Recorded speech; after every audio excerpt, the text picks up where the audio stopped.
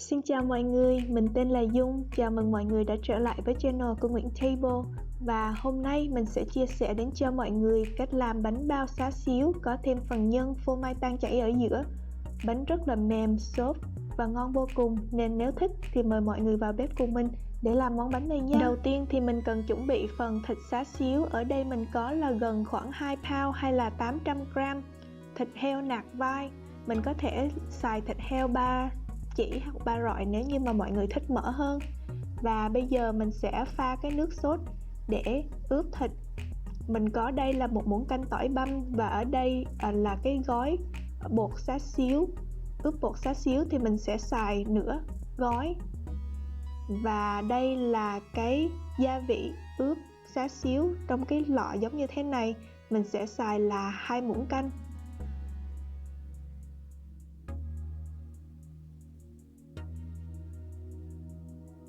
Và sau đó mình sẽ cho vào đây là thêm nửa cốc nước, là khoảng 120ml.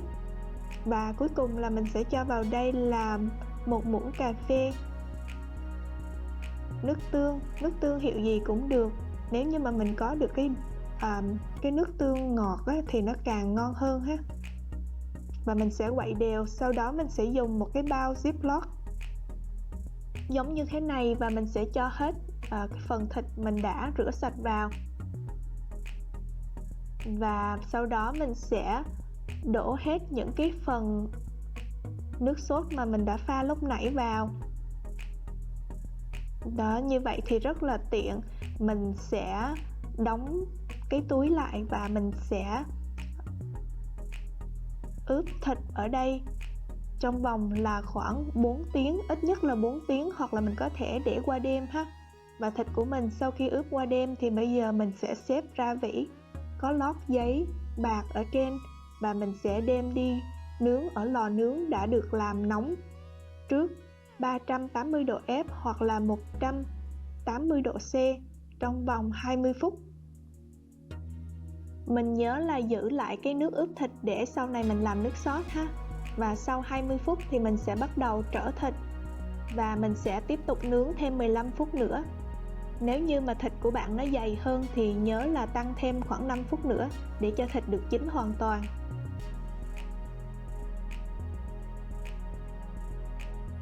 Ta-da, vậy là thịt của mình đã nướng xong rồi. Nhìn có hấp dẫn không nào? Và bây giờ mình sẽ bắt đầu cắt những cái phần thịt này ra thành những cái hạt lựu giống như thế này, nhỏ giống như để làm cái phần nhân. Và bên này là mình có khoảng nửa củ hành trắng đã được cắt nhỏ, 1 muỗng canh tỏi băm, 1 muỗng canh hành hương băm và 3-4 lát gừng. Và bây giờ mình sẽ bắt đầu làm cái nước sốt.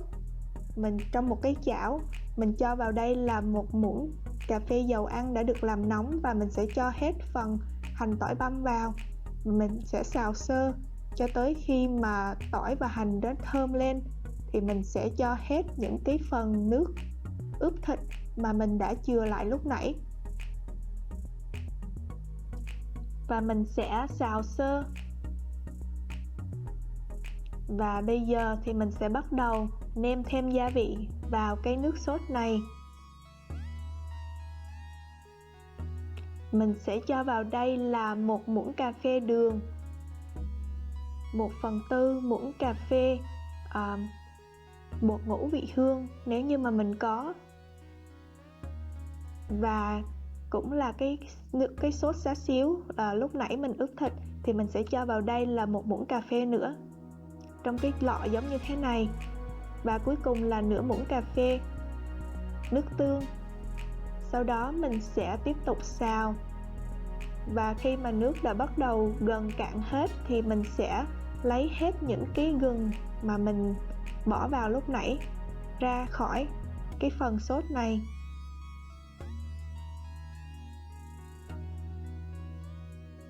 Và bắt đầu mình sẽ cho hết những cái phần thịt mà mình đã được cắt nhỏ vào, và mình xào chung để cho thịt nó thấm. Và sau đó mình sẽ cho vào đây khoảng là 1/4 muỗng cà phê tiêu Và cuối cùng rất là quan trọng cho cái phần nhân, đó là 1 muỗng cà phê dầu mè. Dầu mè làm cho cái phần nhân của mình rất là thơm và ngon ha, nên đừng bỏ qua bước này. Ta-da, vậy là xong rồi. Và bên này là làm phần bột. Ở đây mình có là 500g bột mì số 8. Bột mì này là nó được tẩy trắng một xíu nên cái bánh của mình nó sẽ trắng hơn. Mình sẽ cho vào đây là 50g bột bắp, 100g đường, 1/2 muỗng cà phê muối, 5g baking powder bột nở, và mình sẽ trộn sơ. Sau đó ở bên này là mình có 350ml sữa ấm, và mình sẽ cho vào đây là 6g men nở instant để mình kích hoạt trước. Thường thì men nở instant không cần kích hoạt trước, nhưng mà tại hôm nay thời tiết bên mình rất là lạnh nên mình sẽ kích hoạt trước giống như thế này để cho bánh nó được mau nở. Sau đó mình sẽ đổ hết cái phần men sữa này vào phần bột, và mình sẽ trộn sơ trước khi mà mình đem đi đánh máy nhồi bột.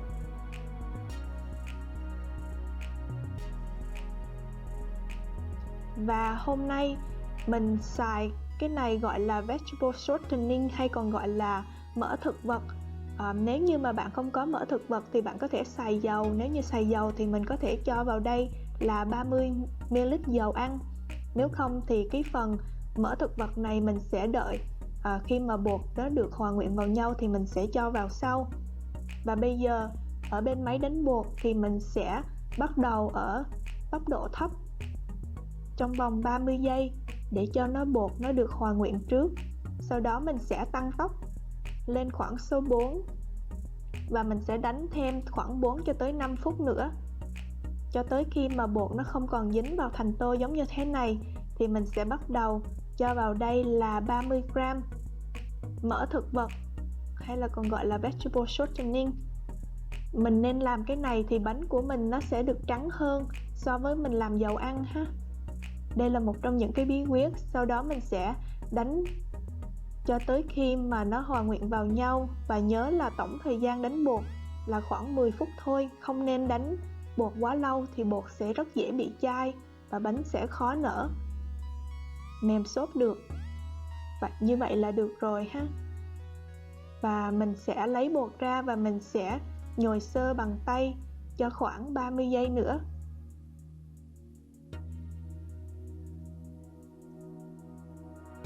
Và sau đó thì mình sẽ bắt đầu chia bột. Cục bột như thế này thì mình sẽ chia ra làm 15 phần bằng nhau. Mình có thể dùng cân hoặc là ước lượng tùy theo mình muốn ha. Hôm nay mình dùng cân tại vì mình muốn cho nó chính xác một xíu, là cái cục bột của mình sau khi cân và chia ra thì mỗi cục nó khoảng là 68g, tổng cộng cho 15 cục. Sau khi chia xong thì mình nhớ đậy bột lại để cho bột khỏi bị khô. Sau đó mình sẽ ve tròn bột lại giống như thế này. Đây mình sẽ tấm hết cái phần bột khô vào ở trong và đưa cái bột ướt ra ngoài. Sau đó mình sẽ dùng cái mu bàn tay và mình sẽ ve tròn, và mình sẽ tiếp tục làm cho tới khi hết bột. Sau đó mình sẽ đậy bột lại và để cho bột nghỉ khoảng 15 phút nữa trước khi mà mình bắt đầu cán bánh và gói bánh. Và trong lúc này thì mình có thể chuẩn bị phần phô mai. Đây là cái phô mai mozzarella cheese. Cái này hôm nay mình sẽ xài là khoảng 4 ounce thôi. Mình sẽ cắt ra thành 15 miếng nhỏ giống như thế này. Và đây là cái phần thịt xá xíu của mình đã nguội, thì mình sẽ cho vào đây là thêm 20g tinh bột bắp, và mình sẽ quậy trộn đều. Mình làm như vậy thì cái khả năng dính lại cho cái phần thịt nó dễ dàng hơn khi mà mình chia ra thành 15 cục.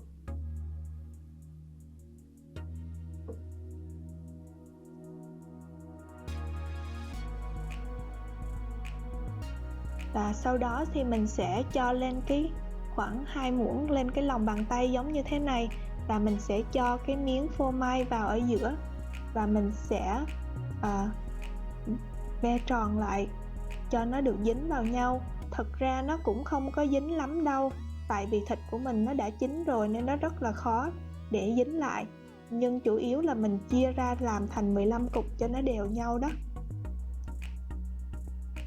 Và mình sẽ tiếp tục làm cho tới khi hết thịt ha. Và bây giờ bột của mình đã sau 15 phút là nghỉ xong rồi. Bây giờ mình sẽ bắt đầu cán bột ra. Mình nhớ là cán cái phần bên ngoài nó mỏng, ở phía cái rìa bên ngoài giống như thế này. Nó càng mỏng thì nó sẽ càng dễ dính lại khi mà mình túm bột lại ha. Và mình sẽ cho cái phần nhân mà mình đã chia lúc nãy vào ở giữa, và mình sẽ gói bột, gói bánh bao. Mình sẽ xếp từng lớp giống như thế này, và mình sẽ túm chặt lại ở phía trên đầu, xếp lại, túm lại, xếp lại, và mình sẽ làm. Sau đó mình sẽ túm cái ở trên lại cho nó thiệt là chặt, để khi mà mình hấp nó không có bị bung ra ha. Đó, như vậy đó. Và mình sẽ dùng cái giấy mà nướng cupcake đó, mình để ở dưới giống như thế này cho nó khỏi dính. Và bây giờ mình sẽ làm một cái nữa ha. Sau khi mà cán bột xong, mình sẽ cho nhân vào ở giữa. Sau đó mình sẽ xếp từng mí lại, xếp lại ở trên đầu và bấm lại cho nó chặt vào nhau. Xếp lại. Nhớ là bột nó phải ướt một xíu thì nó mới dễ cho mình gói bánh ha.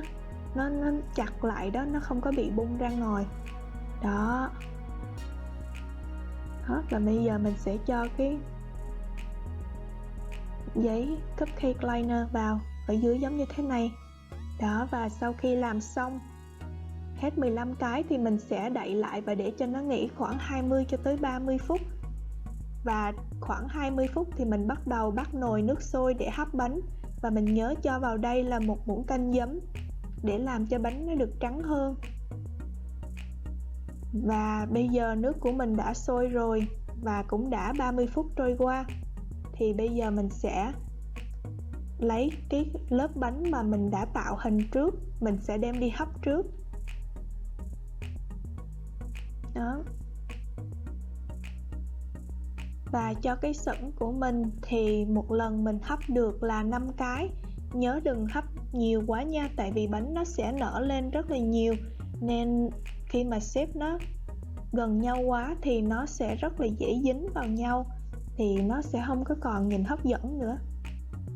Đó, mình xếp 5 cái như vậy thôi, tách xa nó ra một xíu.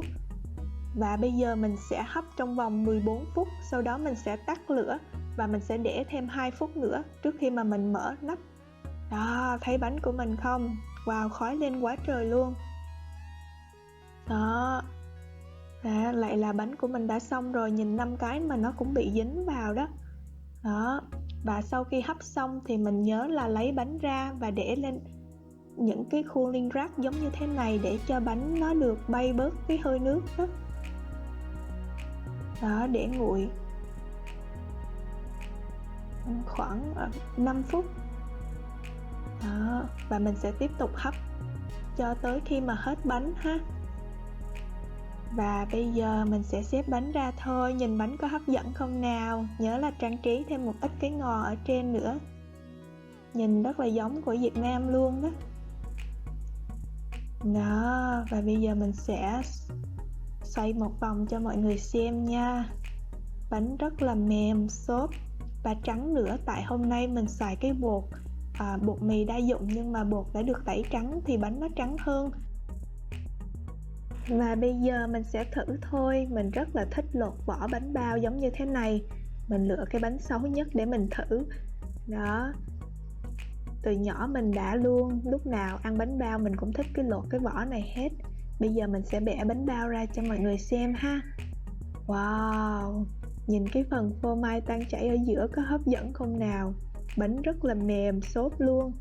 Phần nhân, xá xíu cộng với phô mai, ngon lắm luôn. Bánh này nhà mình ai cũng thích hết. Bảo đảm ăn là ghiền. Chúc mọi người thành công với công thức này của mình. Và đừng quên là đăng ký và subscribe cho channel của mình. Bye mọi người.